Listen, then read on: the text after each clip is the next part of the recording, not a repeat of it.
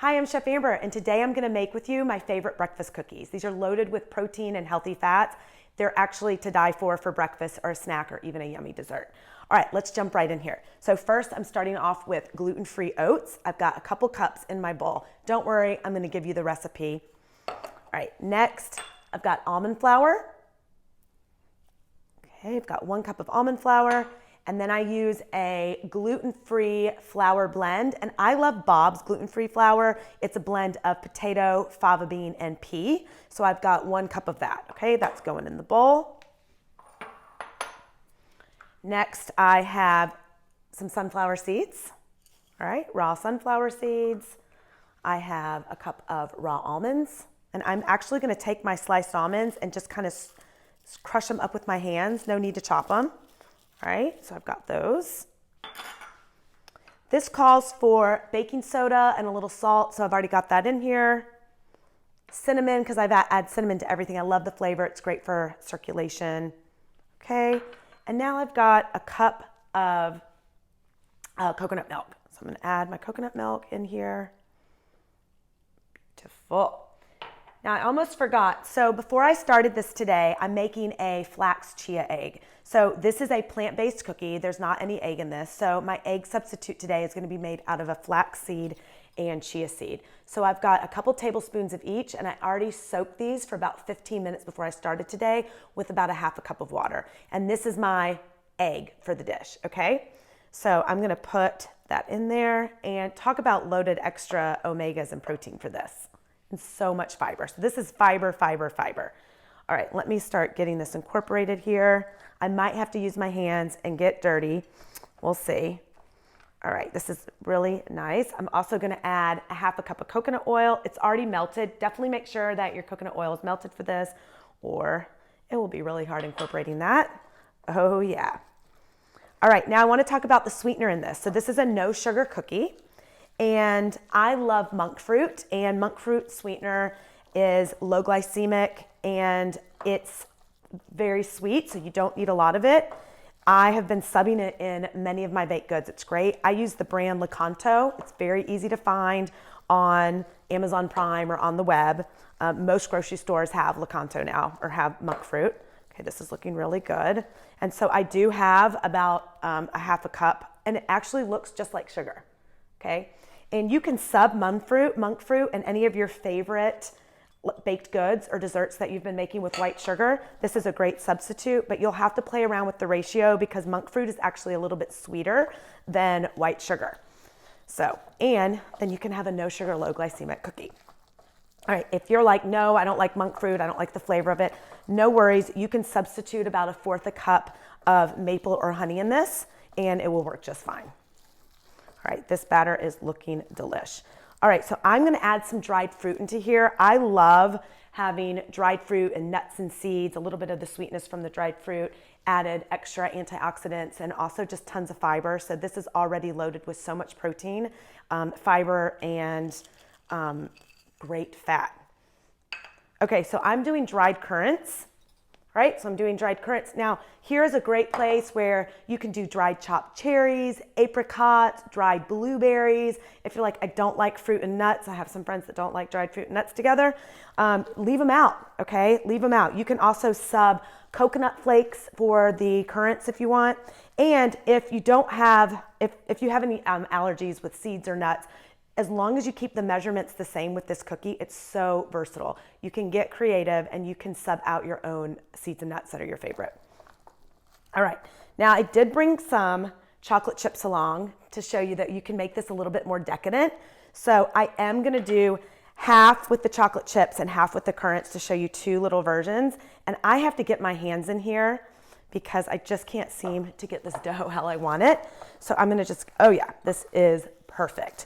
And these only bake for about 12 minutes. These are so great if you're going to a party, if you're serving a brunch. This is great for snacks. So if I'm on the go, I'll throw these in my purse as a snack. It's really great in lunch boxes. And of course, they're great for breakfast. We're also gonna be making today this almond butter frosting that is to die for, that you can dip your cookie into or drizzle it on top. Some of my friends, we call these almost like a pancake cookie because it's so fluffy and they're not very sweet. Okay, so this dough is gonna be nice and thick, okay, just like this, if you can see. Not too pretty, but it does work better with your hands. These freeze really nicely, and this beats the protein bar on the go, right? Stopping at the store for the protein bar. So I make batches of these, and my nephews love these. All right, so I'm gonna go ahead and set this to the hot side. I need to wash my hands. Okay, now I'm gonna make the almond butter frosting. Okay. All right, so right here I've got my almond butter, and I'm using just a couple tablespoons of monk fruit, but this is the powdered version. I'm just gonna do a couple tablespoons and a couple tablespoons of coconut milk, and I'm just gonna whisk this together. Now, I like this because it just makes it a little bit more exciting than plain almond butter, and it's a little sweet. Again, the cookie's not gonna be very sweet, so this is really fun, drizzled on top of the cookie. You can also drizzle this on top of your toast. You can have this as an after-school snack and have sliced apples and dip your apple slices in it. There's so much that you can do with this. If you make pancakes, this makes for a great kind of like syrup that you can drizzle over your pancakes. Okay, so this is gonna just be really nice and creamy, and just like that. Look at this, it's gonna be so good. Oh my gosh. All right, so I'm gonna get these cookies baking, but first I'll show you. So I've got parchment paper here. I already sprayed a little bit of coconut oil. I'm gonna use a scoop. If you wanna use your hands, just use your hands. If you can find a scoop, these are really easy to get at kitchen stores like Sur La Table, or you could just get on Amazon. And I'm just gonna do nice little kind of like ice cream scoops. And then I'm gonna bake half of these with the currants, and I'm gonna get decadent here. And I wanna show you how if you wanna make this a little bit more sweet for more of like a dessert or a treat, I'm gonna add some vegan chocolate chips. All right, so that's good. And I know I have some people here today that are dying for these chocolate chips. All right, so I'm gonna add some chocolate chips right on in here. And it's so easy now to find chocolate chips that are clean. You can find no sugar chocolate chips, organic chocolate chips. Be careful because there can be a lot of weird emulsifiers and stuff in chocolate chips. So you can just be wary of that. I like Good Life is a great brand. There's tons of options these days. So. All right, and the chocolate chips with the currants and the almond butter frosting, oh my God, it's really amazing. You can serve this more as a dessert then. Okay, I'm gonna throw these in the oven for about 12 to 15 minutes. But I just wanna show you first before I do that I'm gonna just take my hand and just press down just a little bit to make a little bit more of a cookie shape, okay? You can leave them more in a ball. Actually, we'll leave one in a ball and I'll show you. And they turn out to be more of like an oatmeal kind of scone situation, which is delicious too. Okay, I'll leave one like that. Okay, I'm going in the oven. Okay, look at these. Oh my God, so excited. Now I have half with the currants, half with the chocolate chips, and I'm actually loving this. It's almost like an oatmeal breakfast scone. So we've got this, the chocolate chips. Oh yeah, it looks great. And then the currants.